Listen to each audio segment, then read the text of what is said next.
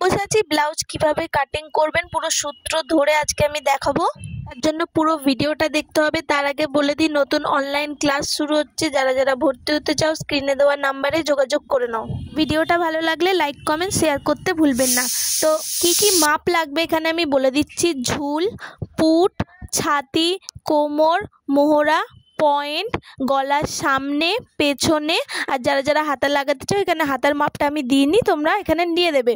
তো আমি এখানে কোনো মাপ অ্যাডজাস্ট দেখাচ্ছি না। 30ও হতে পারে, আবার 32 হতে পারে, 34, 36, যে কোনো মাপের আমি সূত্র ধরে দেখাচ্ছি, যাতে তোমরা প্রত্যেকটা সাইজের জন্য সূত্র ফেলে করতে পারবে।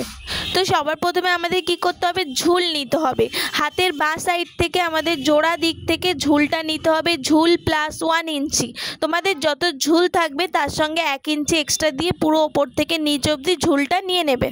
ঝুল নেওয়ার পরে আমাদের নিতে হবে পুটের মাপ। তো পুটের এখানে কিভাবে বার করতে হয় আমি দেখাইনি। এখান থেকে আমার এতটা আসছে পুট, তো পেছন পিঠ অনুযায়ী আমাদের পুট বার করতে হয়। যারা যারা ভিডিও জানো না কীভাবে পুট বার করতে হয়, যদি ভিডিও দেখতে চাও আমাকে কমেন্টে জানাবে, আমি ডিটেলস বলে দেবো। তো যতটা পুট নিচ্ছি আমি ততটাই কিন্তু আমাদের মোহরা স্ট্রেট লাইন নিতে হবে। যদি পুট 5 হয় তো মোহরা স্ট্রেট লাইনও 5 হবে।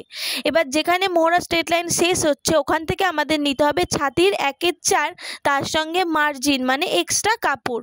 তো তোমাদের যত ছাতি আছে তাকে 4 ভাগ করে নেবে। এবার আসছি কোমরের কাছে। কোমরের 1/4 মানে তোমাদের যত কোমর তাকে 4 ভাগ করবে, তার সাথে ওপরে যতটা মার্জিন দিয়েছো সেমভাবে নিচে ততটা মার্জিন দেবে।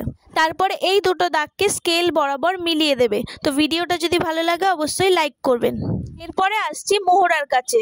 তো মোহরার যারা তালপাট কাটিং করতে জানো না, কোথায় তালপাট কাটিং করে, তো আমাকে কমেন্টে জানাবে, আমি এই তালপাট কাটিং করার ভিডিও দিয়ে দেবো। মোহরা স্ট্রেট লাইনের মিডিল বার করবে, করে এই 3টে দাগে এরকম আলতো হাতে মিলিয়ে দেবে। এটা হচ্ছে মোহরা শেপ।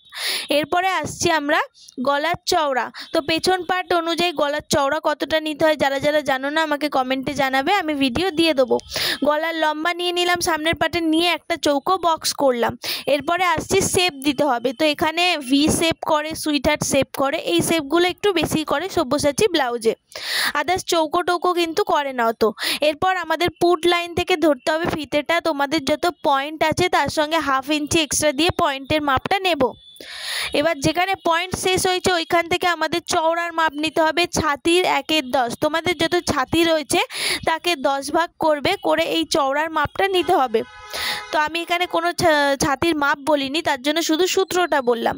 এবার যেখানে চওড়াটা শেষ হয়েছে তার থেকে 1.5 ইঞ্চি অথবা 2 ইঞ্চি নিচে একটা দাগ টানতে হবে, ঠিক আছে।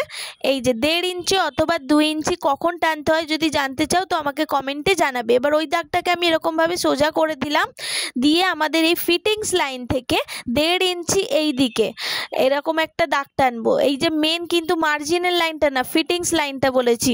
দিয়ে ওখান থেকে 1.5 ইঞ্চি ভেতর দিকে একটা দাগ টানবো, আর এই দাগটাকে স্কেল বরাবর মিলিয়ে দেবো এই দুটো দাগকে। তো আবারও বলছি, নতুন অনলাইন ক্লাস শুরু হচ্ছে, যারা যারা ভর্তি হবে স্ক্রিনে দেওয়া নাম্বারে যোগাযোগ করে নেবে। তো এই জায়গাটায় একটা কোণ সৃষ্টি হয়, এটা যেন কোণা না থাকে, এটাকে আলতো হাতে 2 সুত অথবা 1/2 ইঞ্চি ওপরে এরকম রাউন্ড শেপ করে দেবে। কোণ থাকলে কিন্তু সেলাই ভালো হবে না, আর দেখতেও বাজে লাগবে, ফিটিংসও ভালো আসবে না। এরপরে আসছি এই লাইনটা থেকে 1/2 ইঞ্চি নিচে একটা দাগ টানবো, আর এই দাগটা এবং এই যে ছাতির চওড়াটা নিয়েছিলাম এই লাইন 3টেকে আমাদের আলতো হাতে মেলাতে হবে। কেউ একেবারে টেনে দেবে না, ডট ডট ডট ডট করে মিলাবে এই দাগটাকে, তবে কিন্তু সব্যসাচী শেপ আসবে। তো আমি ডট ডট করে মিলাচ্ছি, তারপরে এটাকে এরকমভাবে ডিপ করে দিচ্ছি। তো ডিপ করার পরে আমি দেখাচ্ছি ঠিক শেপটা কীরকম আসছে। তো এই শেপটা ঠিক কিন্তু এরকম আসবে। আর এটা পুরোটা কমপ্লিট হয়ে গেছে ড্রয়িং করা। এবার এটাকে কাটিং করতে হবে। এখানে কিন্তু কাটিং করতে হবে, এখানেও কিন্তু শেষ হয়নি। কাটিং করার পর আমাদের কিন্তু বাড়াতে হবে। যারা যারা কাটিং করার পর কোথায় কোথায় বাড়াতে হয় যদি জানতে চাও অবশ্যই আমাকে কমেন্টে জানাবে। আর ভিডিওটা আপনাদের কেমন লাগলো সেটাও কিন্তু জানাতে ভুলবেন না। আর ভিডিওটা ভালো লাগলে লাইক করবে।